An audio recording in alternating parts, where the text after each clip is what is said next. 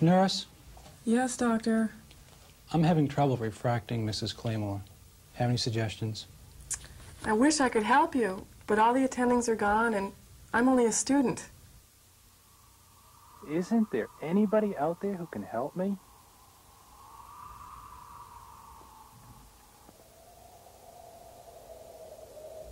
Sir, you do me great honor in seeking my advice on this matter.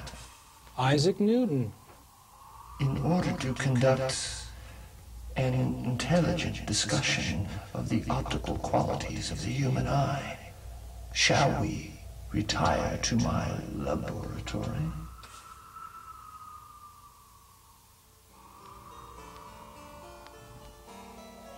We must first consider a basic property of light, that of vergence.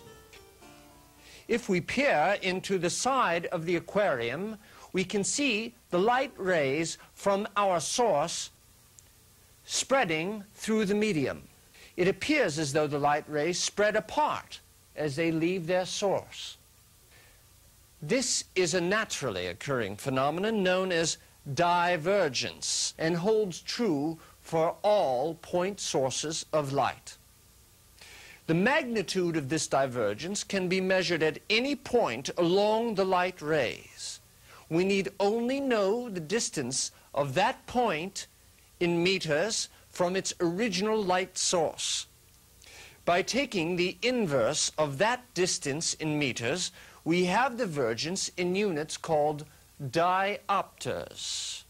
For example, 1/1/2 a meter would mean 2 diopters.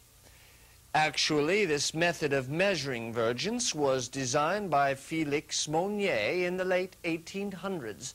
As you can see, it is not necessary to be a mathematical genius to appreciate vergence. Now that you have mastered the concept of naturally occurring vergence, let us consider the effect of lenses on the vergence of light rays. First, let us discuss the concave lens, which always imparts further divergence to light rays when it is placed in front of the light source. Thusly,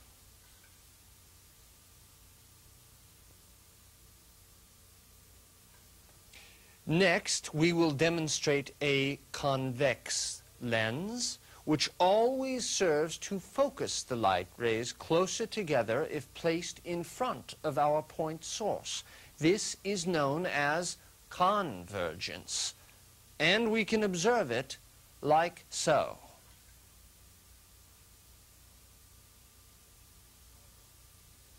Now, perhaps you are beginning to find this discussion to be far too simple for your optically adept minds. Good. Let us make a great leap forward and discuss nature's most wondrous optical system, the human eye. Using our imagination, and with the aid of this illustration by the great Leonardo da Vinci, let us consider light rays emanating from an object at infinity. These rays would enter the eye in a parallel fashion.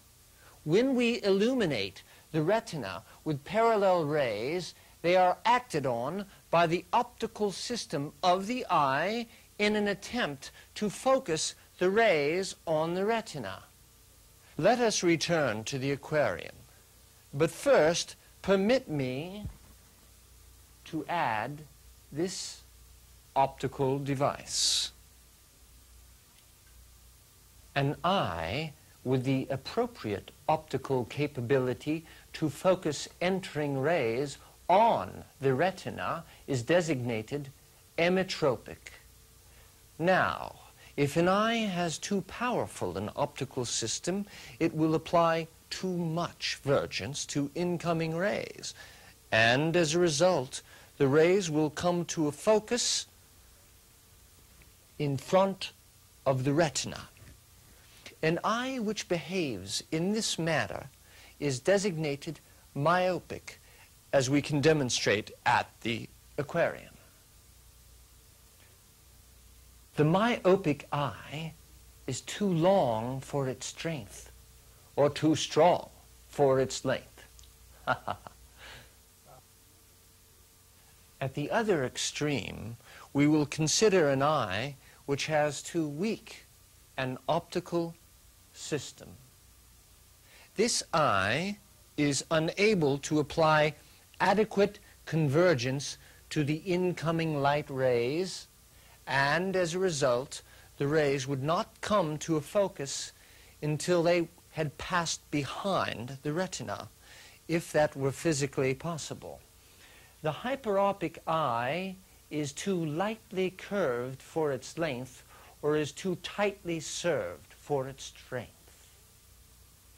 Unfortunately, despite the many marvelous advances in the field of optics since my passing, examiners are not able to view the above phenomena as they occur in the living eye. Do not despair, however, for in addition to the light rays entering the eye, there are also light rays leaving the eye, which are reflected from the retina.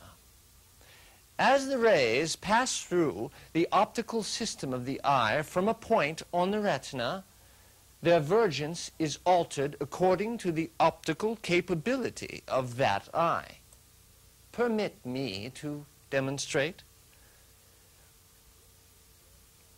When we observe rays leaving an eye in a parallel manner, like so, we have an emetropic eye. An adequate amount of vergence has been applied to the light rays. If we observe the light rays converging as they leave the eye, then we know that the eye is myopic. Too much convergence has been applied to the light rays. If the light rays are seen to be diverging as they leave the eye, then we can say that the eye is hyperopic. That is, not enough convergence has been applied to the rays. This method permits a qualitative assessment of an eye's optical capacity, a very nice demonstration for a scientist like myself who enjoys the mere observation of natural phenomena. However, I know I am addressing an audience who wishes not just to observe naturally occurring phenomena, but to act on these phenomena to suit their patients' needs. With this in mind, I will take my leave of you. Matters of gravity await me.